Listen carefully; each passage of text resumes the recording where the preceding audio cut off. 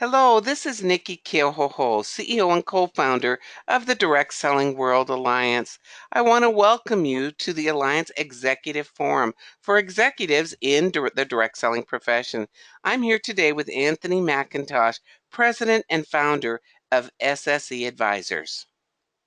Well, hello, Nikki, and thanks for having me. I truly appreciate the opportunity to introduce myself as well as SSE Advisors to the DSWA family, and I'm glad to be part of the DSWA network. Hmm.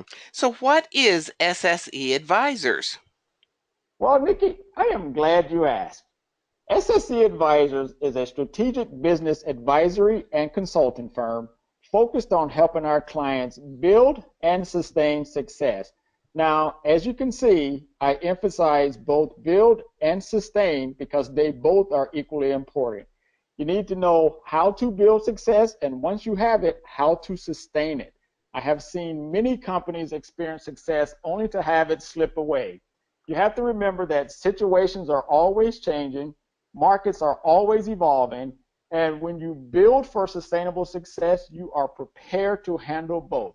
No matter what you're doing, you have to do it in a manner that is sustainable. Why? Because we all are in this for the long haul. The long haul is true. So how did you come up with the name and why success, not the word growth?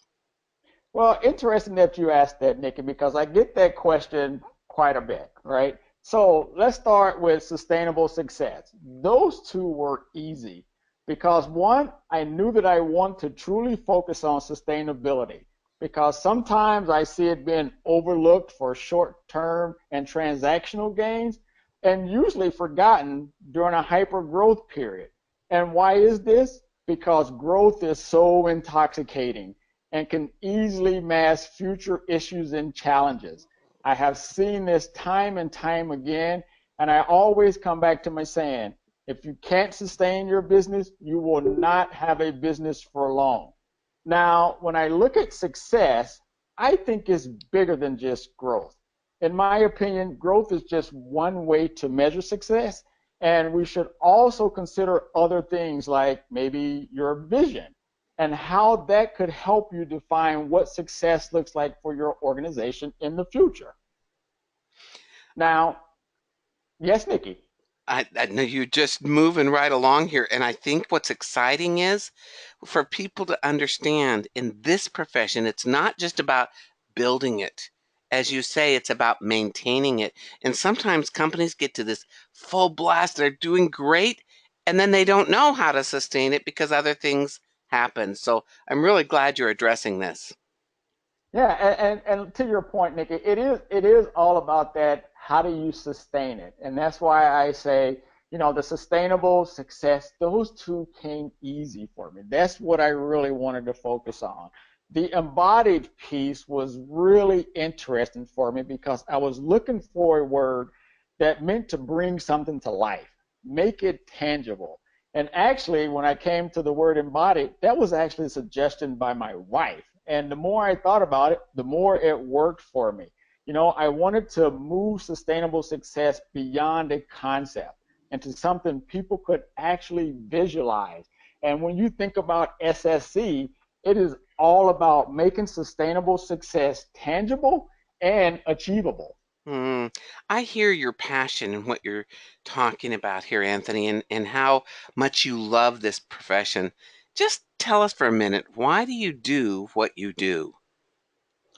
Well, I do what I do because I have a passion around strengthening and leveraging the expertise of my clients. So, what does that mean?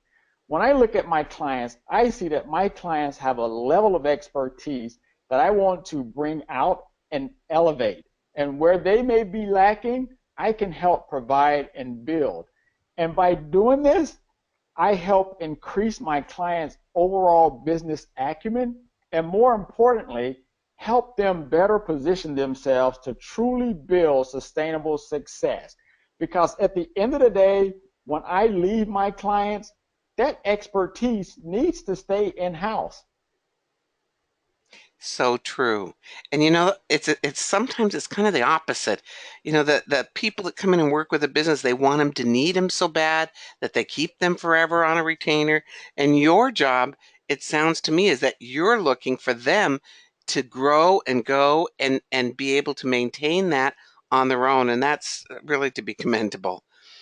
No, So, and to your point, it is important because, like I say, in order for them to sustain it, they have to, and it has to absorb it as we go through that process. So it is important for me that I leave that knowledge and expertise when I leave. beautiful. So when you work with clients or start conversations with people, what do you tell them about sustainable success? Well, I usually start by addressing the three things that I think people need to know about sustainable success. Number one, you need to define success beyond the metrics. Now, metrics are very important, not going to say that they're not, but you have to remember that they are only a measure of outcome. And my focus is truly looking at what drives the desired outcome. So let's just take a quick look at the two graphs that I'm showing here. Graph number one depicts that success as it relates to outcome. Let's just say that's a percent of growth year over year. That's what graph number one tells you. Graph number two, on the other hand, depicts putting things in place to reach the desired success. I mean, just think about it. Just look at that graph. Look at people putting together those puzzle pieces, trying to make sure that they're building something to help them reach success. And it's all about those pieces being put in the right place to attain that success, because if that bridge isn't sustainable, neither is success. So the first thing that I talk about is define success and really beyond the metrics element. Now, the second piece is know your business and organization. And yes, I say those two things differently because you should think about those differently. Knowing your business determines what you need to and or should do, and it incorporates internal and external information floating out there. Now, take a look at that graph number one. Now, I know it says business plan, but it really helps depict those key elements for understanding your business. Things like SWOT analysis, product, marketing plans, financial. All of these things are important for understanding your business and what needs to be done. Now, as it relates to knowing your organization, this looks at your ability and capabilities of being able to do what you need to do, as we defined in knowing your business. Think about your talent, think about the structure, think about processes.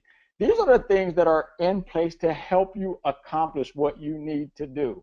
Now, when you put these two things together, it helps you establish what your priorities are, which leads me to my next point: focus and patience. Now, I've met a lot of people, and I know some people struggle with the focus, some people struggle with the patience, but it's really important as you think about creating that sustainable success. Focus goes back to truly understanding your priorities and setting them for the organization. Patience, yeah, I know a lot of people out there, and people say patience is a virtue, and a lot of people have challenges with reaching that virtue. But think of patience as the ability to allow the priorities you have put into place to take hold. Now, there are a couple of things that I want to point out as it relates to patience. The first thing, if new information comes out and requires you to change priorities, please do. You have to be flexible and adapt when necessary. And more importantly, avoid tinkering. Tinkering is a big issue that I've seen with some of the companies that I've worked with. It's disruptive and frustrating to your organization and can actually reduce the sense of urgency across the organization. Why is this, you may ask? Because when people expect change, they are not usually in a hurry to execute on things. In their minds, there's no need to put any significant effort on something that will change later. Remember, I said patience is a virtue, so you have to let things take hold for not only for your ability to sustain success, but also for your organization. They need it. So, quick recap. One, define success beyond those metrics. Two, know your business and organization. That'll tell you what you should be doing as well as how you can do it. And three, focus and patience. Establish those priorities and then stick to them. I've just got to add that focus and patience piece because I meet so many people that are impatient running these companies expecting miracles in 2 weeks or less.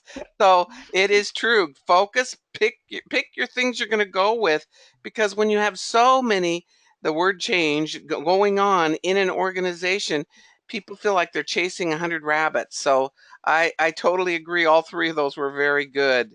So how Well, do the it's easy. It's easy because I can get clients to do the first two, and I find out that usually they'll struggle with that last one. oh, That I can focus and understand. patience is something that a lot of people struggle with. Oh, I agree. So how do the SSE advisors work with clients? Well, the way that I like to have us, start our conversations, and I'm going to put up, this quick chart, and what I do is I call this my sustainable success value continuum. Now, I know that's a mouthful, so why don't we just call it SSVC for short? So this is going to be the long part of, my presentation. So just bear with me for a little while because I think it's to me it's exciting. I think it's an interesting that we have here. So the SSVC is an overarching strategic framework that truly helps my clients understand what drives the business and, more importantly, ensures sustainability by focusing on three areas: what I call create value, connect value, and capture value. And when I talk about these three things, I'm talking across all of your stakeholders, not just your customers, not just your sales field, but your employees and other channels that you may have. So think about, your business around create, connect, and capture across all of your stakeholders. So let's talk a little bit about each one and what does it actually mean. So let's hit create value first. Of course, create value is exploring the value that you create, both real and perceived, for all of your stakeholders. In other words, why people come to you. Companies should always monitor the value being created because, as I mentioned earlier, markets will change, and without value creation, you have no business. The second point is around connecting value. Now, this looks at your ability to connect the value that you have created with the desires, needs, or wants of all of your stakeholders. Now, this is where I've seen many companies fall short. For an example, think about it this way. If your value is focused on an experience and you spend most of your efforts and time talking about product features, you're probably not connecting your created value with your stakeholders. And especially if you start thinking about going after new stakeholders, how you connect is extremely important, and it may be different than how you are currently connecting with your current stakeholders. So think about that from a connect value perspective. And finally, you have the captured value element. Now, this gets into revenue, profitabilities, things like employee retentions. Now we're talking about some of those metrics. This is what we typically and how we identify with capturing value. And that piece is really important because the more value you capture, the more you have to invest in your business. So I'll give you an example, and I will use Apple.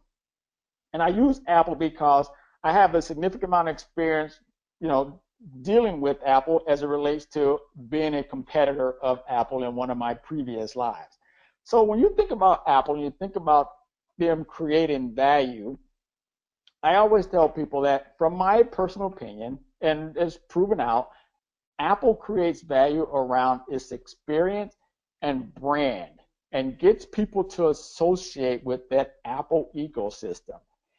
It then does an extremely great job of connecting that value. The bottom line is Apple makes people want Apple products. I mean, the brand is cool, The experience is connected. Most people don't just have one Apple product. And at the end of the day, how many brands can say that they have lines of people standing outside of different retail shops waiting for their product? And their ability to capture value is probably, at the top of the list compared to other companies that I've looked at, because at the end of the day, you never see Apple's products being discounted. I mean, walk into a Best Buy or any type of retail shop, you will see brand X sitting next to an Apple product. Brand X has somewhat better features, but however, it is at a cheaper value than Apple. And at the end of the day, most people will most likely walk out with the Apple product. So, with all that being said, at the end of the day, when you think about, that create, connect, and capture, you have to think about it as one. Because if one isn't working, none of it's working. You're not optimizing either one of these elements, and they all need to be working in harmony for sustainable success. Mm. Now, that's my recap. I know it's a little long, but you asked me the question of how do we start the conversation, and I think it's important to start with that element of getting people to think about their business and their strategies from a different perspective. Mm. So true.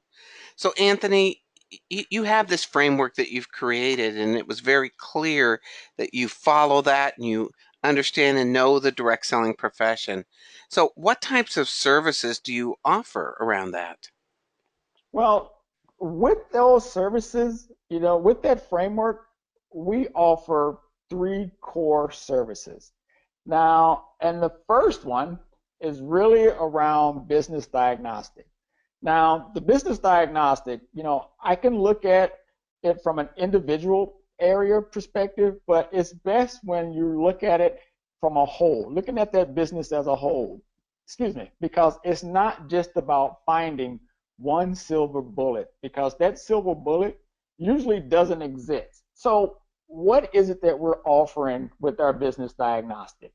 A couple of things. One, it evaluates the efficiency and effectiveness of key business areas. Now, we've created a tool and a process that explores different areas such as your strategy, your profitability, sales, marketing, just to name a few. And we take that to help create an understanding of your current state of those key business areas, because you need to understand where you are in order to define where you need to go. And the last thing that it also helps you understand is it delivers clarity on where to focus your efforts and resources. So, I know that you talk a lot about education and the importance of education. Why education versus training? Well, I like to call it education because I think education extends beyond the traditional training. So just take a quick look at the graph that I have there. What I've tried to capture or grab is an image that depicts what all goes in education. And as you can see, training is a piece of it, but there's more. There's behavioral elements, there's attitudinal elements. I mean, these are additional things that when you start thinking about building people professionally and personally, you have to think beyond just specific trainings. I mean, think about it this way. Think about the fact that everyone goes to school for an education, not training. Education usually helps people develop and handle various scenarios and situations, while training sometimes is usually on a specific skill. So I mean, think, we train people how to drive. And I think it's very important in terms of how do you think about education and training, because as I think about the education curriculum and what we have, what it allows us to do is, to my point I said earlier, extend beyond their traditional training. It's a way for us to help our clients develop their field or develop people professionally and personally through behavioral and attitudinal changes. And it also really develops a highly motivated, engaged, and more importantly, an informed audience. For an example, your sales force. So tell us a little bit more about, you know, as you work with people and you develop them, you know, what about the advisory sessions? How does that work? So advisory sessions, we really put them in place to help us do a couple of things. That the first thing is it helps us provide flexibility, for our clients, because not all issues require a project. And advisory sessions are just enough clients to gain access to some of the things that we do, from our framework to some additional services, but it just really helps provide that access to SSE. It allows us also to facilitate critical thinking around specific businesses and challenges, because at the end of the day, one more brain doesn't hurt. This could help. Uh, we offer partnerships and guidance to help examine issues and reach resolutions. So the bottom line is, when we think about these sessions, these sessions can be tailored to meet our client's situation as well as their needs. So let me just do a quick recap for you. We've got the business diagnostics, and the business diagnostic is there to help you understand your current situation in order to determine where you need to go and what you need to do. The education curriculum goes beyond your traditional training and truly develops that audience professionally and personally, so that they can handle different situations and different scenarios. Advisory sessions provides flexibility for client interaction between our client and SSE. And at the end of the day, I showed you the framework, that SSBC framework, that allows us to look at all of these different services through that lens. Hmm. So what makes SSE different from other advisory or consulting firms? So I'm glad you asked, because now I'll just talk a little bit about that SSE difference. The first thing that I like to point out is the fact that we focus on sustainable success. I think is important. I think it's important to look beyond the metrics that I've talked before, but also across the entire organization. I think beyond the metrics across the entire organization gives you a better understanding of how you really think about sustainable success. The second thing I like to point out is our approach and frameworks are simple and interactive, and I'm also may add that they're very good if people ask me. But the more important thing is it enhances the overall business acumen of every client. It's what I talked about at the beginning, strengthening that expertise, positioning my clients to be prepared for any opportunities or any challenges that may occur. The experience. I bring over 25 years in business leadership across different industries, and I think it's important to have some of that cross industry learning, because I think it's immeasurable in terms of other industries have important things for the direct selling industries to learn, as well as direct selling has other important things for other industries to learn. So I think that different industry perspective is important. I've looked at different business sizes as well as functions within an organization. And in addition, we've also developed some key partnerships to help ensure the best quality solutions for our clients. So at the end of the day, it's the fact that we focus on sustainable success. Our approach and frameworks are simple and interactive, and I think the experience that we bring to the table is very valuable and important. Hmm. You know, Anthony, you've shared a lot about how you can support people in growing their businesses and your experience and your team's experience outside of the direct selling profession, and how that brings additional support and another view. And I've always believed that you can't run your own company in a box. Having a fresh view, a fresh someone to look at it from another perspective is always healthy, because no matter how many years you've been in business and how successful you've been as an entrepreneur and an executive, we all have blind spots. And if we walk around with the blind spots and we don't ever get anybody else to help us see those blind spots, we're kind of walking around in the dark. Not good. So, No, and I agree. And I think you hit it on the head, Nikki. You talked about that fresh perspective, a different look, but more importantly, helping people with their blind spots. So I think that that's something that we, as you know, we look at what we do. Those are the things that we like to bring to the table. hmm. So what do you want people to remember about you, Anthony, and the SSE advisors? So the first thing that I want people to remember is building success is a challenge and sustaining it is an even greater one. And I say that because I want you to think about the things that you have done or are doing to build it, but more importantly, remember that you have to put things in place so that you can sustain that. That is very important. The second piece is, whether you're looking to grow your business, maintain growth recently enjoyed, or reverse a downward trend, you need to ensure that all of your efforts are driving sustainable success. I cannot overemphasize the fact that whatever you're doing, make sure that it is sustainable. Because as I mentioned in the beginning, markets are always evolving, situations are always changing. You need to make sure that you and your organization are prepared no matter what happens. The third thing I want to just make sure people remember is SSE Advisors is your thought partner in making sustainable success achievable. I say that because we are not only focused on delivering quality solutions, but improving your ability to build and sustain success. The fourth thing that I point out is our client success is our success. We are here for our clients, and that's what we really focus on.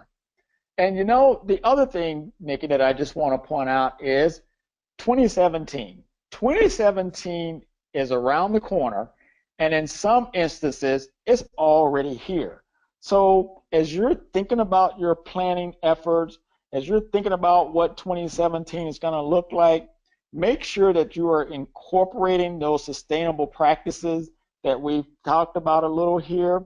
But at the end of the day, just remember, if you need a little assistance, just give me a call, send me an email, because we're always willing and looking to give people a helping hand. And even if it's just to answer a question, we're always willing to help, Nikki. Oh, Anthony, thank you so much. Here's what's exciting. Anthony, you've shared some process, some systems, some the way you look at things to give people another idea. Because every time a company goes out of business in direct selling, it hurts all of us. So the more success we have across the board with more companies, the better off we all are. So, Anthony, I want to thank you and your team for the work that you do and for the support that you offer the direct selling profession. Thank you, everyone. Please share this with people on your team, executives on your team, or people that you know are launching a direct selling company and may not even know about DSWA or SSE Advisors at this time.